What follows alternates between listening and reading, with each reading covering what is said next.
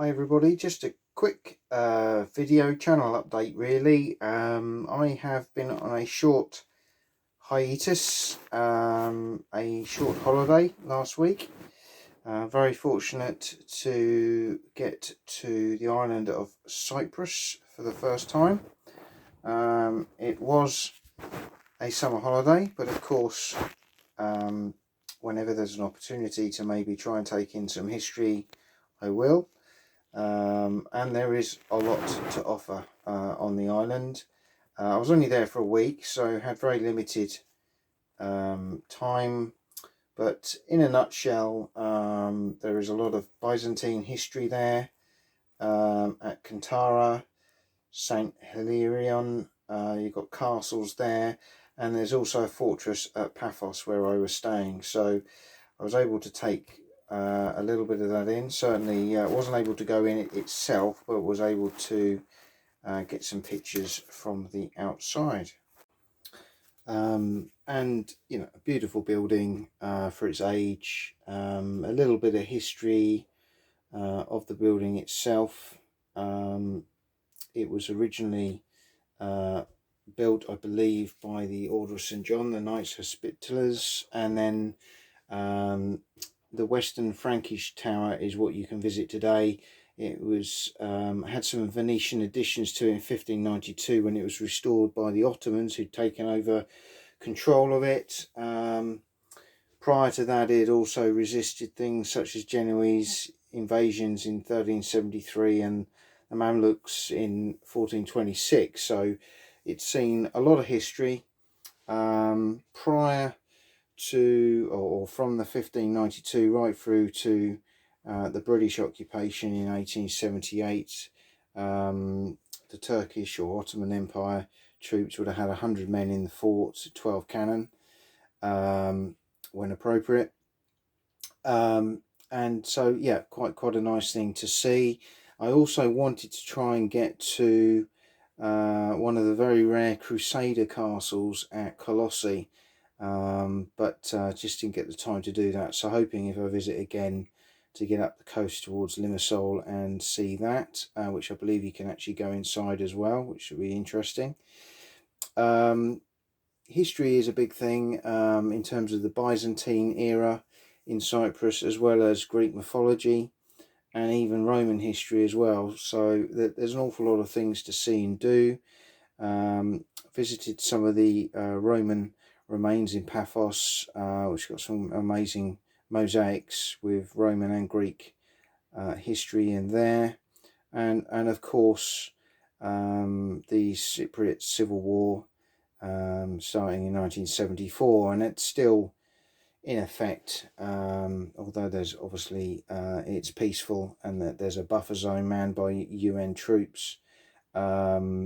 The island in effect is still at war, similar to Korea, and both sides are very passionate from that point of view. However, local tour guide that we went out with, Greek Cypriot, later in the week, did sort of say that generally the people from both sides just want to get back to having a unified island. This is more now a political statement, and obviously a strategic operational situation as well, because of the position of the island in the Med. It is strategically is massively important, hence Turkey do not want to renege control, and nor does the West. So it's unfortunately a really difficult situation that's probably going to go on for many years to come, but I feel sorry for the civilians, the families both sides of the border. Although they can cross over and see each other, it's just additional hassles really, operating on two sides there. Just a quick update coming back, and you're probably wondering, I've been talking about Cyprus and you cannot see anything to do with that on the screen. I've had this magazine arrive while I've been away, the latest French magazine, Va Victis. I probably pronounced that wrong, so apologies. But I wanted to buy this purely for the game because of course it's all in French. It's a French publication, but Talva Sota, 1939-1940, the Finnish campaign against the Russians was the appeal for me. Being an owner of Red Winter by GMT Games, which is a fantastic game covering this period, I was very interested to see what this little game might offer.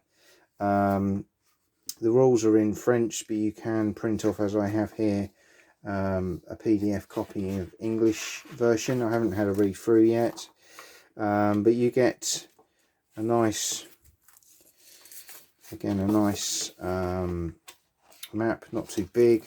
Again, you could play it as it is. I'll probably put it under plexi. Nice campaign map of the country.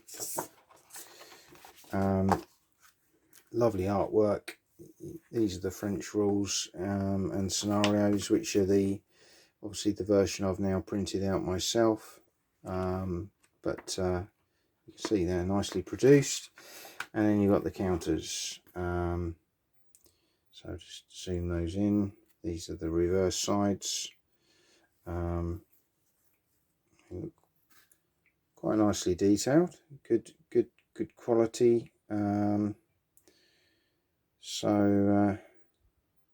Yeah, looking forward to probably giving this one a little go solo. As I say, some interesting units and things there as well. So we'll see perhaps at a later video how that comes along. So I just wanted to share that. The magazine itself actually looks really nice quality. It's such a shame this is not available in English, because I probably would purchase it. Looks to be some fabulous reviews in there of games that I own and play, or games that I'm certainly looking to play. So I might be getting Google Translate out to read that, but as you can see, they're very nicely done. So I have a number of these games, so it would be quite useful to have a read of that. But on their mailing list, and the great thing about them is that they do produce the games with an English version of the rules. And when you do the pre-order system, you get free postage. So for around €20, you've got yourself a little game there, equivalent of a folio game. So something worth definitely having a look at. Just want to give you a quick update on the paint desk, and perhaps sort of focus of future projects now the O Group project is completed.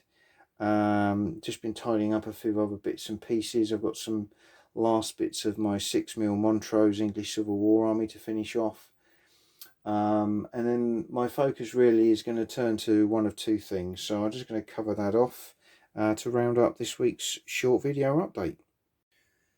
So, never mind the bill hooks by Andy Callan. It was a free offering in Wargames Illustrated at the tail end of last year.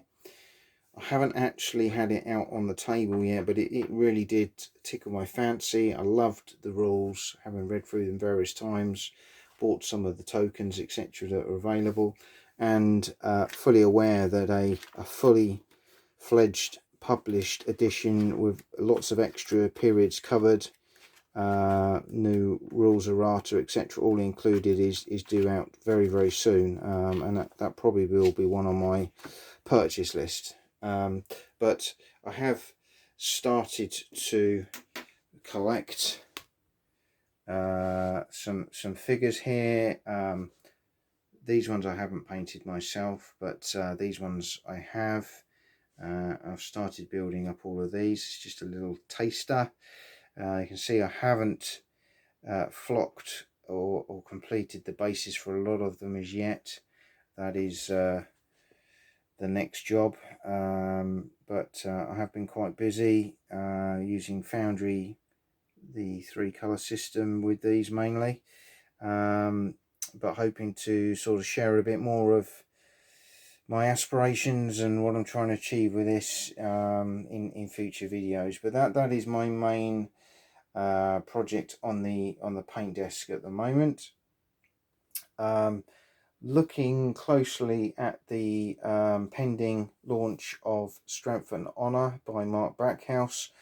That really looks interesting. I appreciate it's very much being pitched as a 2mm system, but I'm looking to see what the rules might do in terms of 6mm, having a lot of 6mm ancient armies myself and around the club as well.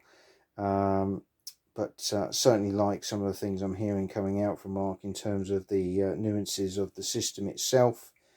I think that may be one I'll be looking at in due course. And where will I be tempted into some 2mm ancients? Watch this space. Not sure at the moment. As I say, I think if I could utilise my existing 6mm armies, then I probably would. But we'll have a look at the system first. And if I do invest in the rules, I'll obviously share those with you in a future video. But thanks for tuning in for this short update, and hope to bring you some more content very soon.